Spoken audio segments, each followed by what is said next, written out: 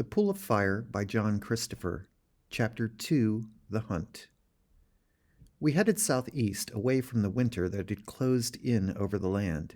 There was a stiff climb, encumbered by drifts of snow, through the mountain pass that took us to the country of the Italians. But after that the going was easier. We traveled across a rich plain and came to a sea that beat, dark but tideless, against rocky shores and little fishing harbors. So southward, with hills and distant mountains on our left hand, until it was time to break through the heights to the west again. As peddlers, we were welcomed almost everywhere, not only for the things we brought with us, but as new faces in small communities where people, whether liking or disliking them, knew their neighbors all too well. Our wares, to start with, were bolts of cloth and carvings and small wooden clocks from the Black Forest.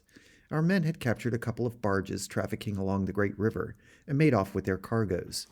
We sold these as we went and bought other things to sell at a farther stage of our journey. Trade was good. For the most part, these were rich farming lands, the women and children anxious for novelties. The surplus, apart from what we needed to buy food, accumulated in gold and silver coins, and in most places we were given board and lodging. In return for the hospitality we were shown, we stole their boys from them. This was a thing that I could never properly resolve in my mind. To Fritz, it was simple and obvious. We had our duty and must do it. Even apart from that, we were helping to save these people from the destruction which the masters planned. I accepted the logic and envied him his single-mindedness, but it still troubled me. Part of the difficulty, I think, was that it fell to me more than to him to make friends with them. Fritz, as I now knew well enough, was amiable at heart, but taciturn and withdrawn in appearance. His command of languages was better than my own, but I did more of the talking, and a lot more of the laughing. I quickly got into good terms with each new community we visited, and moved on, in many cases with real regret. Because, as I had learned during my stay in the Château de la Tour Rouge, the fact that a man or a woman wore a cap, and thought of the tripods as great metal demigods, did not prevent him or her from being, in all other respects, a likable, even lovable human being. It was my job to beguile them into accepting us and taking part in our bartering. I did it as well as I could, but I was not able to remain at the same time entirely detached. I have always thrown myself into things, unable to hold back, and it was so with this. It was not easy to like them, to recognize their kindness to us, and at the same time to keep to our objective, which was, as they would have seen it, to gain their trust only to betray them. I was often ashamed of what we did. For our concern was with the young, the boys who would be capped in the next year or so. We gained their interest in the first case by bribery, giving them small presents of knives, whistles, leather belts, things like that. They flocked around us, and we talked to them, artfully making remarks and putting queries designed to discover which of them had begun to question the right of the tripods to rule mankind, and to what extent. We rapidly grew skilled at this, developing a good eye for the rebellious or potentially rebellious. And there were far more of these than one would have guessed. At the beginning, I had been surprised to find that Henry, whom I had known and fought with since we were both able to walk, was as eager as I to break loose from the chafing confinement of life as we knew it, as apprehensive of what our elders told us was the wonderful bliss of being capped. I had not known, because one did not talk about these things. To voice doubts was unthinkable, but that did not mean that doubts did not exist. It became clear to us that doubts of some kind were in the minds of all those who found the capping ceremony looming up in their lives. There was an intoxicating sense of release to them in being in the presence of two who seemed to be capped, yet did not, as their parents did, treat the subject as a mystery that must never be spoken of, but instead encouraged them to talk and listen to what they said. Of course, we had to be careful in this. It was a matter at the outset of veiled hints, inquiries seemingly innocent, whose effect depended on the look that went with them. Our procedure was to discover the one or two who, in each village, best combined independence of mind and reliability. Then, shortly before we moved on, these were taken to one side and separately briefed and counseled. We told them the truth about the tripods and the world, and of the part they must play in organizing resistance. It was not a matter now of sending them back to one of our headquarters. Instead, they were to form a resistance group among the other boys in the village or town and plan an escape before the spring cappings. This would be long enough after our visit for there to be no suspicion that we were concerned in it. They must find places to live, well apart from the capped, but from where they could raid their lands for food and their youth for new recruits, and where they could wait for new instructions. They could be little definitively laid down. Success must depend on individual skill in improvisation and action. Some small help we could offer by way of communications. We carried pigeons with us, caged in pairs, and at intervals we left a pair with one of our recruits. These were birds that could return over vast distances to the nest from which they had come and carry messages written very small on thin paper tied to their legs. They were to be bred and their descendants used to keep the various centers in touch with each other and eventually with the headquarters group responsible for them. We gave them signs of identification, too, a ribbon tied to a horse's mane, hats of a certain kind worn at a certain angle, a way of waving, the simulated cries of certain birds, and places nearby where messages could be left to guide us again, or our successors, to whatever hiding place they had found. Beyond that, we could do no more than leave it in the hand of Providence, and go our way, farther and farther on the path Julius had prescribed for us. At the beginning, we had seen tripods fairly frequently. As we went on, though, this happened less and less. It was not a matter of the winter making them inactive, we found, but a real effect of distance from the city. In the land called Hellas, we were told that they appeared only a few times in the year, and in the eastern parts of that country, the villagers told us that the tripods came only for the capping ceremonies, and then not to every small place, as they did in England. Children were brought great distances by their parents to be capped. This was reasonable, of course. The tripods could travel fast, many times the speed of a galloping horse, and without stopping, but distance must take its toll even of them. It was inevitable that they should police those regions close to the city more thoroughly than far-off places. Each mile represented a widening of the circle of which it was the center. For our part, it was a relief to find ourselves in territories where we could be well nigh certain, at this time of year, that no metal hemisphere on its three-jointed legs would break the skyline. And it raised a thought. There were two cities of the masters at either edge, more or less, of this vast continent. If control grew more tenuous the farther one traveled from a city, might there not be a part midway between them, where control did not exist at all, where men were uncapped and free? In fact, as we learned later, the arcs of control overlapped each other, and the area falling outside them was mostly ocean in the south and wastes of frozen land in the north. Those lands farther to the south, which they did not control, they had laid waste. Our task did not, as one might have thought, become easier where the tripods were less familiar. If anything, they seemed, perhaps through their rarity, to inspire a more complete devotion. We reached a land at last beyond an isthmus between two seas, near which stood the ruins of a great city. It was relatively little overgrown with vegetation, but looked far more ancient than any other we had seen, in which there were great hemispheres of wood, set on three stilts and approached by steps, in which the people worshipped. Long, involved services were conducted there, with much chanting and wailing. Above each hemisphere stood a model of a tripod, gold not with paint, but with the beaten leaf of the metal itself. But we persisted, and found converts there also. We were becoming more skilled at our job by this time. There were tribulations, of course.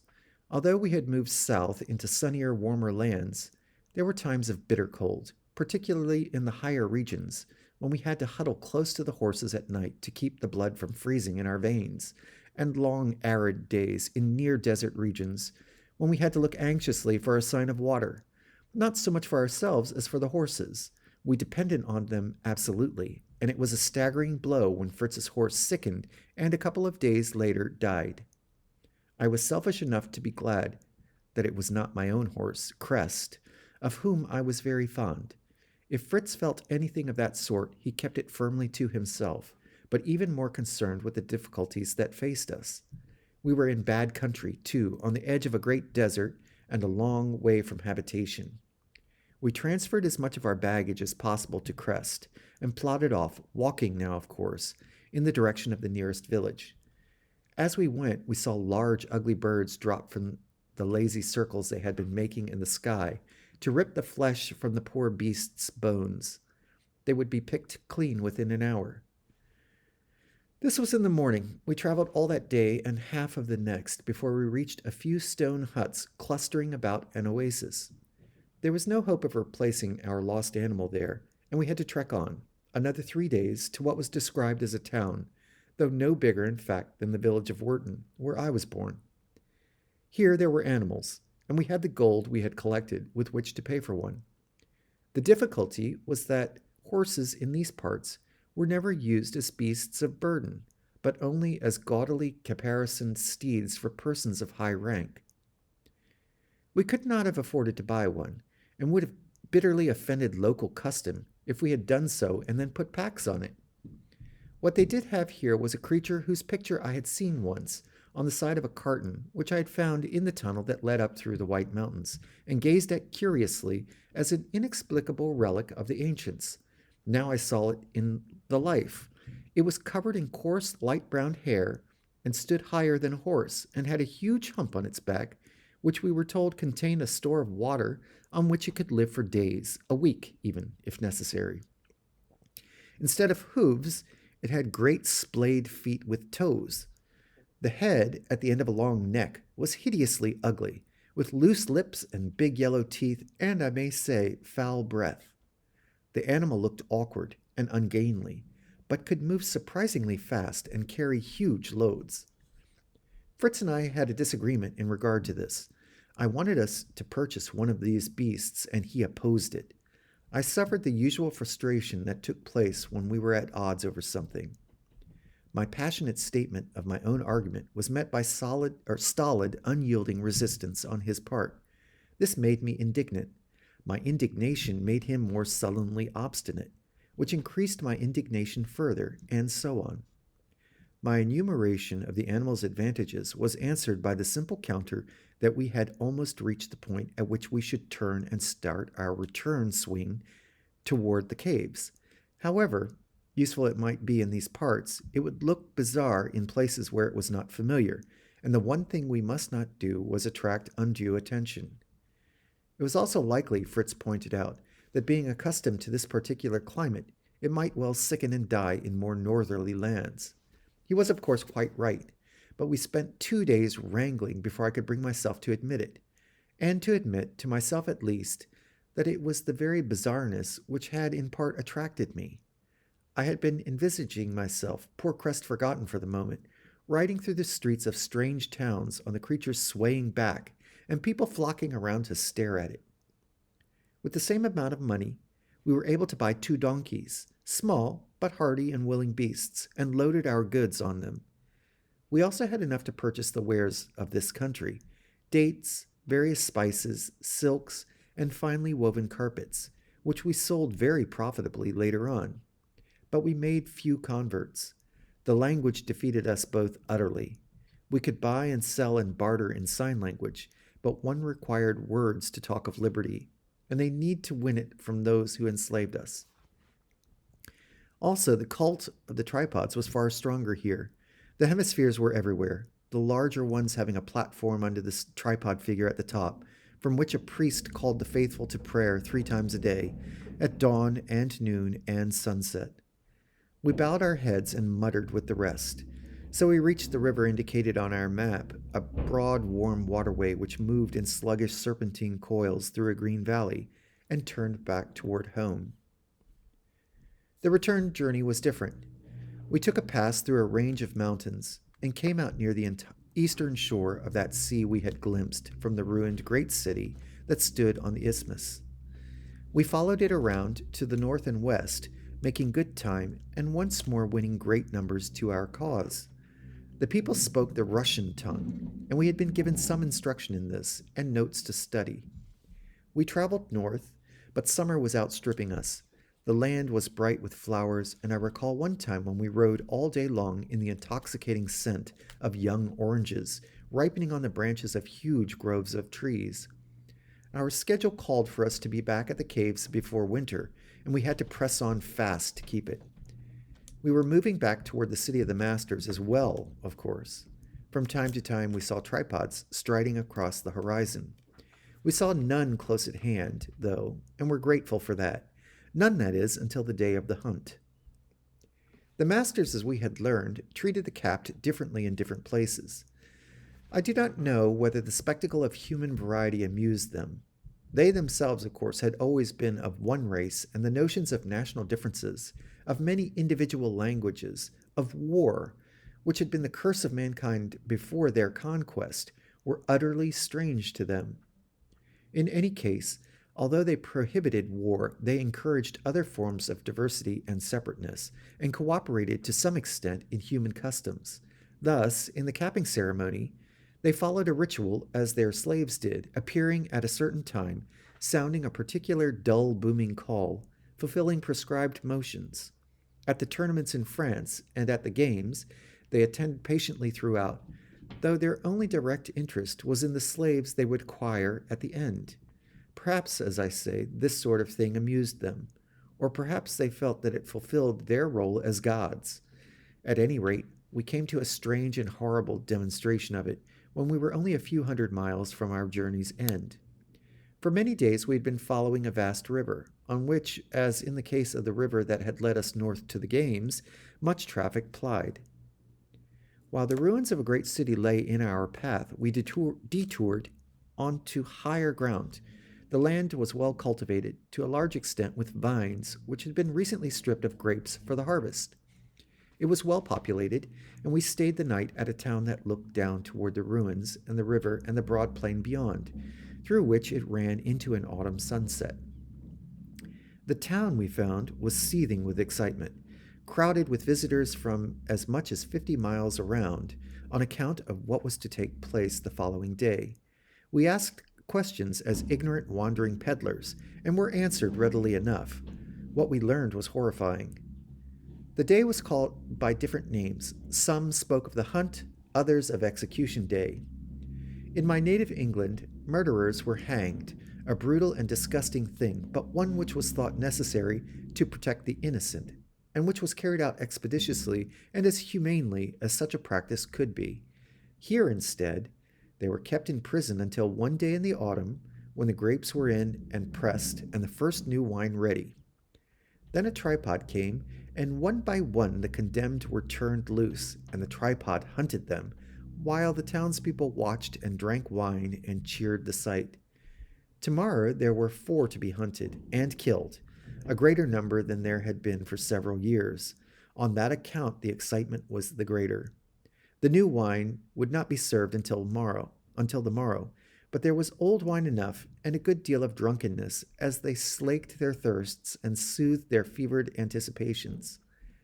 I turned from the sight, sickened, and said to Fritz, "At least we can leave at daybreak. We do not have to stay and watch what happens." He looked at me calmly. "But we must, Will. Watch a man, whatever his crime, sent out for a tripod to course him like a hare, while his fellow men make wagers on the time he will last?" I was angry and showed it. "I do not call that an entertainment." "Nor do I, but anything which concerns the tripods is important. It is as it was when we were in the city together. Nothing must be overlooked. You do it, then. I will go on to the next halt and wait for you there." "No." He spoke tolerantly but firmly. "We were instructed to work together. Besides, between here and the next village, Max might put his foot in a hole and throw me, and I might break my neck in the fall." Max and Moritz were the names he had given the 2 donkeys, after characters in certain stories that German boys were told in their childhood. We both smiled at the thought of the sure-footed Max putting a foot wrong, but I realized that there was a lot in what Fritz said. Witnessing the scene was part of our job, and not to be shirked on account of its unpleasantness. "All right," I said, "but we move on the moment it's over. I don't want to stay in this town any longer than I have to." He looked around the cafe in which we were sitting. Men sang drunkenly and banged their glasses on the wooden tables, spilling wine. Fritz nodded. I neither. The tripod came during the night. In the morning, it stood like a huge sentinel in a field just below the town, silent, motionless as those other tripods had stood at the tournament of the Tour Rouge and at the games field. This was a day of festival. Flags were flown, lines of bunting ran from roof to roof across the narrow streets, and street traders were out early, selling hot sausages, sweetmeats, sandwiches of chopped raw meat, and onion, ribbons, and trinkets. I looked at a tray one man was carrying. It contained a dozen or more little wooden tripods, each holding in a tentacle the tiny agonized figure of a man. The trader was a cheerful, red-faced fellow, and I saw another as kindly looking, a prosperous, gaitered farmer with a bushy white beard, buy two of them for his twin grandchildren, a flaxen-headed boy and pig-tailed girl of 6 or 7. There was much competition for the good vantage points. I did not feel like pressing for one of these, but Fritz, in any case, had fixed things. Many householders, whose windows looked down from the town, rented space at them, and he had bought places for us. The charge was high, but it included free wine and sausages. It also included the use of magnifying glasses. I had seen a shop window full of these, and had gathered that this was a center for their manufacture. I had wondered why at the time, not understanding the connection. I knew now. We looked out over the heads of a crowd, with sunlight glinting from a great number of lenses. Not far away, where a road ran steeply downhill, a man had set up a telescope on a stand. It was at least 6 feet long, and he was shouting, "Genuine close-up views, 50 groschen for 10 seconds, 10 shillings for the kill," as close as if he were on the other side of the street. The crowd's frenzy grew with the waiting. Men stood on platforms and took bets as to how long the hunt would last, how far the man would get. This seemed absurd to me at first, for I did not see how he could get any distance at all. But one of the others in the room explained things. The man was not sent out on foot, but on horseback. The tripod could easily outdistance the horse, of course, but a horseman, taking what advantage he could of the terrain, might evade being taken for as long as a quarter of an hour. I asked if anyone ever escaped entirely. My companion shook his head. It was theoretically possible. There was a rule that beyond the river there was no pursuit, but it had never happened in all the years that the hunt had been held. Suddenly the crowd hushed. I saw that a saddled horse was being led into the field above which the tripod loomed. Men in gray uniform brought another man there dressed in white. I stared through the glasses and saw that he was a tall, raw-boned man, about 30, who looked lost and bewildered. He was helped to mount the horse and sat there with the uniformed men holding the stirrups on either side. The hush deepened. Into it came the tolling of the bell of the church clock as it struck the hour of 9. On the last stroke they stood back, slapping the horse's flank. The horse bounded forward, and the crowd's voice rose in a cry of recognition and exultation. He rode down the slope toward the distant silver gleam of the river. He had gone perhaps a quarter of a mile before the tripod moved. A huge metal foot uprooted itself, soared through the air, and was followed by another. It was not hurrying particularly. I thought of the man on horseback and felt his fear rise as bile in my own mouth. I looked from the scene to the faces around me. Fritz's was impassive, as usual, intent and observing. The others, they nauseated me, I think, more than what was taking place outside. It did not last long. The tripod got him as he galloped across the bare brown slope of a vineyard. A tentacle came down and picked him from the horse with the neatness and sureness of a girl threading a needle. Another cry rose from those who watched. The tentacle held him, a struggling doll, and then a second tentacle. My stomach heaving, I scrambled to my feet and ran from the room. The atmosphere was different when I returned, the feverishness having been replaced by a sort of relaxation. They were drinking wine and talking about the hunt. He had been a poor specimen, they decided, one who appeared to be a senior servant from the estate of a count who had a castle nearby, had lost money on him and was indignant about it. My reappearance was greeted with a few mocking remarks and some laughter. They told me I was a weak-bellied foreigner and urged me to have a liter of wine to steady my nerves. Outside, the same relaxation, a sense almost of repletion, could be observed in the crowd. Bets were being paid off, and there was a brisk trade in hot pastries and sweetmeats. The tripod, I noticed, had gone back to its original position in the field. Gradually, as the hour ticked by, tension built up once more. At 10 o'clock, the ceremony repeated itself with the same quickening of excitement in those about us, and same roar of joy and approval as the hunt began. The second victim gave them better sport. He rode fast and well, and for a time avoided the tripod's tentacle by riding under the cover of trees. When he broke into the open again, I wanted to shout to him to stay where he was, but it would have done no good. As he must have known, the tripod could have plucked the trees out from around him. He was making for the river, and I saw that there was another copse half a mile farther on. Before he got there, the tentacle swept down. The first time he dodged it, swerving his horse at just the right moment, so that the rope of metal flailed down and hit the ground beside him. He had a chance, I thought, of reaching his objective, and the river was not so very much farther on. But the tripod's second attempt was better aimed. He was plucked from the saddle and his body pulled apart, as the first man's had been. In a sudden hush, his cries of agony came thinly to us through the bright autumnal air. I did not come back after that killing. There were limits to what I could stand, even in the cause of duty. Fritz stuck it out, but he looked grim when I saw him later, and was even more taciturn than usual. A few weeks later, we reached the caves. Their gloomy depths were strangely attractive, a haven from the world through which we had journeyed for almost a year. The walls of rock enfolded us, and the lamps flickered warmly. More importantly, though, was the release from the strain of mixing with and dealing with the capped. Here we conversed with free men like ourselves. For 3 days we were idle, apart from the ordinary duties which all shared. Then we had our orders from the local commander, a German whose name was Otto. We were to report in 2 days' time at a place specified only as a point on a map. Otto himself did not know why.